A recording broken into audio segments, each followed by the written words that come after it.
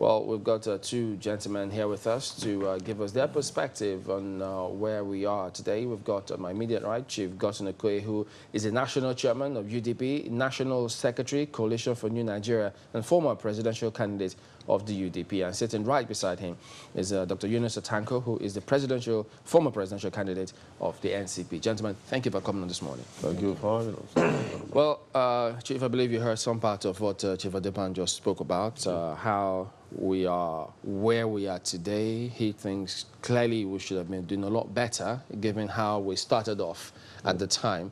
But we also did put in some questions. I'm just trying to find out because the leaders we had at the time, he says they had a plan for a better Nigeria. But, you know, the leaders too at that time, they came from regions. They were very strong in their regions, the way they came about.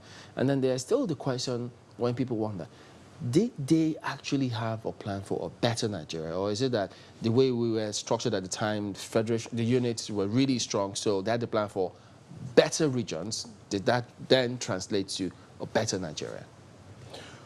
Well, thank you very much. It's a very interesting question and a very interesting topic. You see, when we look at the independence period, the Republican period, and then the military, certain things come to fore. The leaders then, yes, they were very patriotic. They were very determined to make a difference. But there were certain things that made their plans or their intentions to go awry. And I'll mention them. First, Nigeria was ruled by an incomplete manual for colonization. And by that I mean, if you read the reports that came from the colonial office, there was one heading that was the undersecretary, and he was asking them, what are people doing in Nigeria? That they say it's an amorphous system. They're just in a hurry to hand over to a set of people, and then let it be like there is a kind of government. So it was an incomplete manual. And then from the period Lagos became a colony to that 1960, it was just under 100 years. Just oppose that with India, where the British were colonized for 300 years. And most of the laws used in Nigeria were the penal codes of India, like the one of 1891 that they brought here, our own penal code. And then with that in mind, they were training Nigerians for their own purpose. They were not expecting to leave Nigeria by 1960. But when suddenly the pressure became much and they could not go, then the leaders that were coming in did not have any kind of orientation. There was no preparation for what was going to happen. And it was like just suddenly they dumped it. But they fought for it. They were fighting for it because they just wanted these people to leave. So not that were they fighting without a plan? Not that they had a plan of how to really govern Nigeria as it were, but like these people were meddling and exploiting them, they should get off. And if suddenly the person exploiting you gets off without your being very prepared, because some of them were looking at Nigeria from the point of their regions. That's one thing that was there. It was like coming to the center from the periphery instead of going to the periphery from the center. So that was the problem. And then throwing the nuisance value of the fact that with this mindset of regional arrangement, there was no plan. There was no succession plan. Who takes the first shot? Who goes after him? Unlike some democracies that we have seen, like in the US, at the time of independence, they agreed. George Washington, you led the Continental Army for Liberation of America and the War of Independence. You take the first shot. After him, John Adams.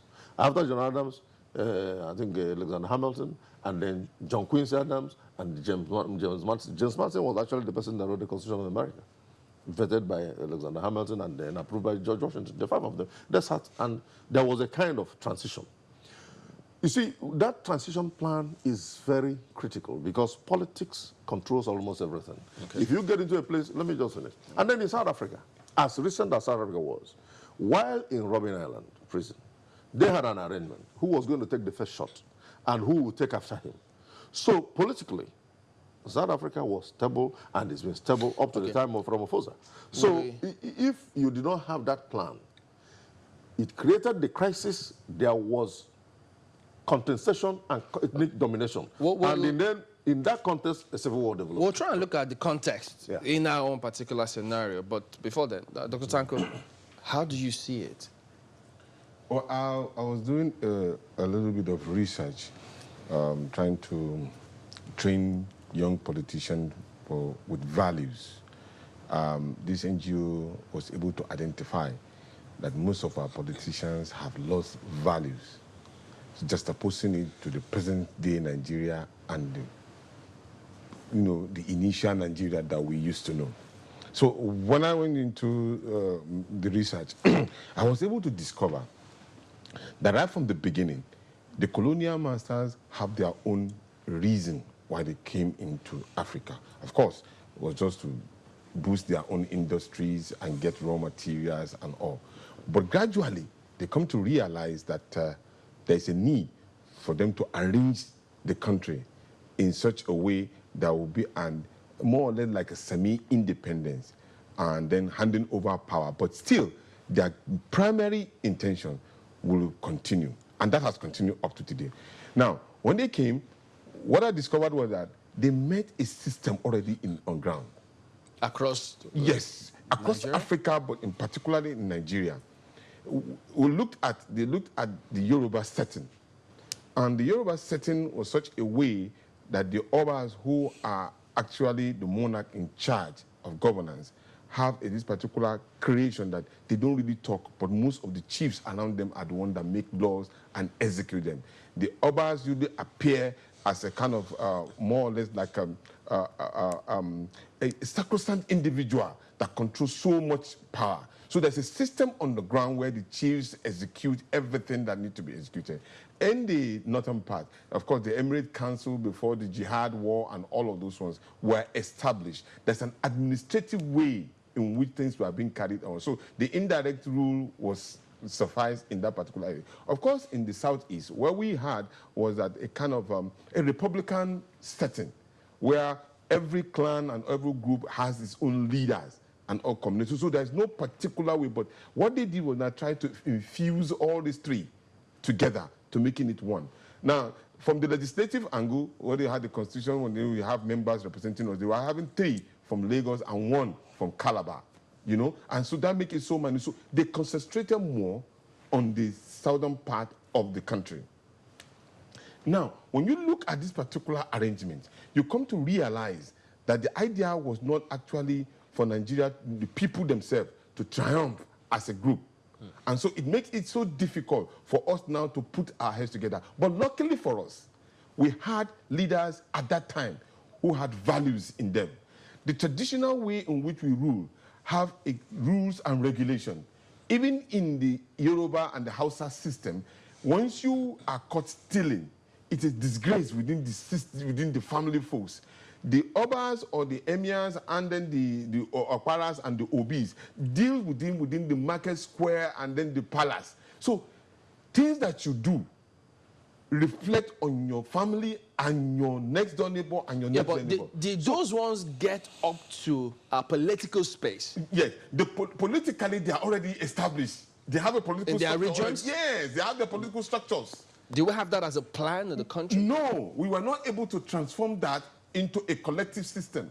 Later on, we now started distributing these same people who have their own intention ab initio. Notice that probably if we were allowed to grow up and build up on that particular value, there will have been a system that will advance the country at their own detriment. So the breaking point now come in. Those who want to continue that started breaking us and instilling different ideas that were negative to the country's development. Before you move away from that initial point, yes, isn't it that same system, that traditional system you talked about, yes, that produced the political leaders at the time? Yes. Isn't it the same? It did. It did at a point in time. And those are the people whom you said came into governance with those morals that they came from. And values. Okay. You remember when we had these 5 political parties, it was not as if they were not interested in their individual self. When you talk about the Owls, only was interested in building a region based on academic excellence. So we were when you strong talk in the about the regions. North now, Shagari was building homes and agricultural, thing. It was issue-based politics. Okay, so Those values were still existing at that time. So we were very strong in the regions. Yes. At the time. Yes. Now, But with the collective interest. for Yes, nation building, with the collective interest. how did that come to be? Well, because every region all those political parties were advocating for something that they know the people will benefit. The focal point was, number one, the people. It was not individualistic like we have today. At that point, it was people-oriented. And all of the things that you see being done at that time, it was targeted towards it. Of course, it's not to say that there was no corruption, but the people were the major benefit of that. And if it has transformed into what we have today, Okay, but Chief, did we entirely lose it? Because if you said we didn't have a plan, he also said some of those things didn't come to bear in the political space. But if there were fractures at that time, but how do we then explain the scenario in 1993? Because we saw how galvanized Nigerians were, how so many things didn't matter at the time. Sorry, Chamberlain. So we still had something about that. If you don't mind, Chamberlain, I wanted us to take it before we get to but 1993. we'll come to yes, yes, you need to come to this, but between 1966 and 1979, when we had the Second Republic, then we just moved from regional politics to Military. to central, presidential system of government. Did we lose our regional system at that time before we got to that point? No. You see, like I said, the governments that operated after independence, they had their plans for development, but colored with their regional backgrounds. But there was no succession plan as to who takes over at the center. Hold on, I'm coming to democracy? I'm coming, yes. Okay. No, you have to have that conversation. Okay. South Africa is a democracy. America that taught us the democracy is a democracy. But they had internal arrangement. This is how we go about it. Now, because we did not have that succession plan, it led to a very ferocious ethnic contestation for power. And that came to climax in the 1964 election. The crisis thereafter dovetailed in the Civil War. Now, with the Civil War, the Republican Constitution of 1963 was thrown away. A new order came in. And of course, the bitterness of the Civil War and the crisis that came right after did not make for that sober discussion. How do we move this country? The military people were in a hurry to say, okay, let's stabilize the country, let's maintain unity, and then they also made their own mistakes. So by 1979, when the civilians were coming in, the system was already fractured. But we were able to work out. There was NPN, there was NPP, there was UPN, there was PRP, and there was JNPP. These parties were there. And of course, they were no longer as strong as they were in the 60s. Assuming we continued, we found a way to checkmate the political crisis of 1964 to 1965 and carried on as a democracy. By 1979, we would have gotten better. But with the military, the intrusion of the military, and the arbitrary way they used power, and the institutions they destroyed, it was difficult to rebuild those things between 1979 and 1983. And then the military again stepped back. So to now come to your issue. Okay. Yeah, because Nigerians were also evolving, both politically and educationally. And then the military was seen as an irritant. And the people were in a hurry, get yourself to the barracks, let's do this thing our own way. And when they came in and disrupted things, but like I have also said at different times, you will see there were more coups within the military regime than the one they had with the civilians, amongst themselves. And that's what gave rise to all this kind of siren arrangement and then control and contract arrangement. So the expansion, the institutions that will make for this democracy were shut down, like the legislature. The legislature is always the first arm to take the beating. Judiciary will always be there, so to maintain a kind of, we respect the law and all that. But the constitution that is the ground norm, so to speak, is determined by whoever is the military. So in Nigeria, assuming, for instance, that we carried on as a country, as a democracy within our military, so we tend to discountenance the military disruption. It was a major thing. Those that were strong and active and trying to propel the country. That's why every day people still go back. Let's go back to 1963. Let's go back, because those people were determined. But like I said, Because they did not have that transition plan, it disrupted everything. But they built institutions that still endure till today. And that's why people are still nostalgic about it. But having said that, assuming we as a country had a national interest that is defined, to which everybody agreed. If you look at this constitution, sometimes you laugh, sometimes you want to cry. The only place they discussed national interest was, I think, in section 19 of this constitution. And it is in connection with foreign policy objective. Not that you are discussing national interest for the benefit of Nigerians, like my brother here has been saying. We have not done government in a way that reflects we as a people. It's always we and them. Just like when the British took over, it was, when the British were here, it was they and us. Even though we had arguments about 79, 99 Constitution, 79 Constitution, 63 similarities in those constitutions, even though they also tell you those who drafted it essentially said this was what Nigerians wanted with 79, 63, 99, but maybe another topic for another day. But gentlemen, both of you are politicians. And at that time, you know, the way they played politics in terms of the values, the generation, it was a different mindset, a different approach.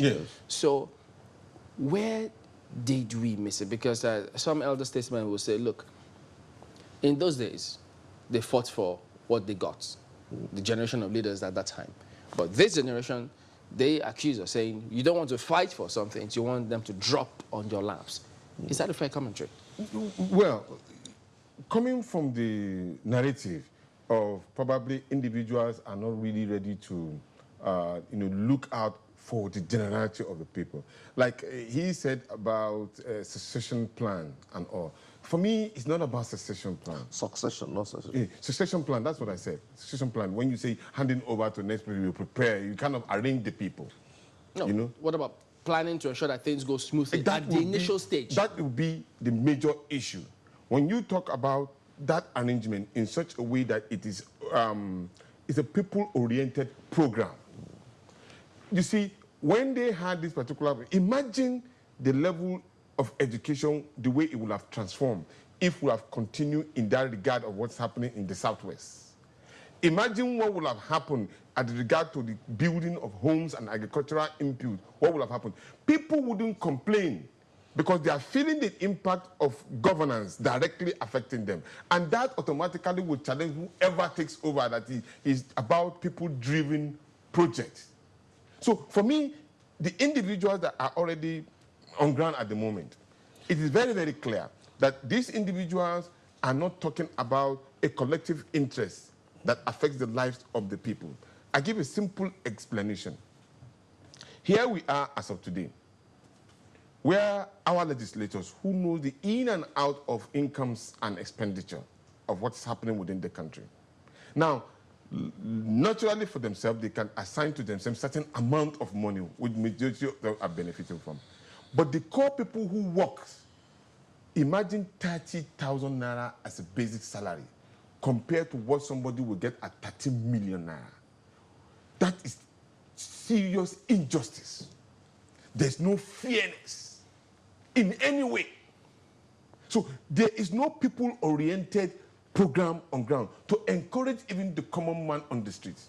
Now, presently what we are even thinking about is trying to see a way in which we can continue to stifle the people the more. We're talking about tax payments, increase in VAT. You're talking about deposit, pay more money if you want to deposit your own money. How more do you want to strangulate the people? Okay, that brings us now to the point where we can ask, what do we do to ensure we'll galvanize ourselves to nationhood so that everybody can have that sense of belonging in this country? Quickly, the truth about it is that there must be inclusiveness in governance. What does that mean? Yes, because of this particular winner-take-all syndrome. Some people believe that whenever they win election, all other people are not valuable anymore, and that is wrong. And that's the reason why we are tinkering with this particular position of having a proportional representation, just like it's being practiced in South Africa. Parliamentary system. Yeah, we can't mix it. We have to find a way of reducing money politics. If you notice, the kind of money politics that we're playing has moved up within millions now to billions. How does an common person who have the capacity, who have the credibility, the charisma, the health facilities, and the capability to rule this country will never get to that particular position. Okay, I will address something. You see, like you say, when we lost it. Like I said before, right after the war, starting in 1970, merit, competence, and ability were thrown away. Patronage took center stage. And with patronage, you're only nurturing corruption. So what we're seeing as corruption today started in 1970. And then throwing the nuisance value, our national anthem that had some meaning was changed. That one was abrogated, and the new one came in. And then the educational sector was attacked. Nigeria, we held the, you know, though tongue by tongue we differ, in brotherhood we stand. What can be better than that in nation building? And when you say I rise the competitor, who are the competitors? Those that fought the war. So the war is over, a new sheriff is in town, so to speak. A new order is in. Patronage. You don't do things because you are qualified to do it. You do it because order from above came in. Who you know came in. All these things destroyed merit. That's where we went wrong. Was it forward? Patronage was the way it operated, arbitrary use of power. And that's when the first set of brain drain started in Nigeria. You can imagine when an army officer is a vice chancellor of a university. And the one Chinese philosopher said, you want to destroy a nation, destroy education. So, and you see, the moment the university environment was attacked, because it was only the university lecturers and the academicians that were the only people that were, they were the only conscience of the society at the point in time. Yes, you soldiers, you military people may be in charge, but you don't have legitimacy. What they do, they foment crisis in your university.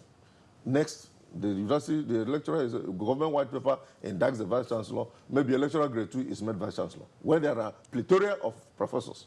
So many people will go on sabbatical and will never come back. The Nigerians you hear today that are making waves around the country, around the world, and their children, left Nigeria within that period of 1970 to 1978. So, Chief. So when you attack the educational system and you make it to feel worthless, the system is basically debasing itself. And it rubs off on politics. Who are the people that came into politics thereafter? You still had some remnants of the 60s by 1979. But by 1983, most of those people were gone. So the new set of people that came in were the errand boys of the military. So what then do we do now? When you have people what then do we do now, Chief? What we need to do, like I've said so many times, you read this constitution, there is no national interest that is defined. We must clearly define what Nigerian national interest is. So what would you suggest to be? What we suggest as national interest is that formula or that institution or that idea that propels what every individual has to contribute to the table for the benefit of everybody. It is not propelling government for purpose of promoting some people and punishing some people. That's the way we've used government. And they can never work. So if we define a national interest and we create a body that drives national integration is mentioned there as section 15, but it is in passing. It is not that you are creating a body that will nurture, but there are 15 institutions in section 153 of the Constitution. Again, there are 14 institutions there, but there is no institution for national integration. Okay. Let's wind down with your views. Okay. Go ahead. We took every political party that you see in Nigeria, took chapter 2 of the Constitution as its program for the manifesto of this program. Every political party. So it depends on how you want to midwife it. Probably what we needed to do is that Nigerians are not gullible. They just want to see things on the ground that will affect their life positively. And so therefore, if political party A or B take 3 out of the major problems that we have in this country and focus on them, issue of security, education, and job. These are 3 major issues, probably power and all of those ones. Major on it within a time of frame of 3 or 4 years. Accounting for those particular periods and doing them according to what people will see that is justifiably used for the benefit of them. Probably will start changing our narrative because it has to do with the people-oriented. Nigerians are hungry, they are tired, they are losing a lot of trust in the system, and then we need to build this particular trust within them so that this particular country can be better. If it fails, as is already the way we are going down, none of us, those who are thinking that they can go out of the country, we will drag them back by the grace of God. Dr. Yunus Atako, former presidential candidate of the NCP, as well as Chief Godson Okoye, also former presidential candidate, but he is of the UDP. Gentlemen, thank you for coming on this morning.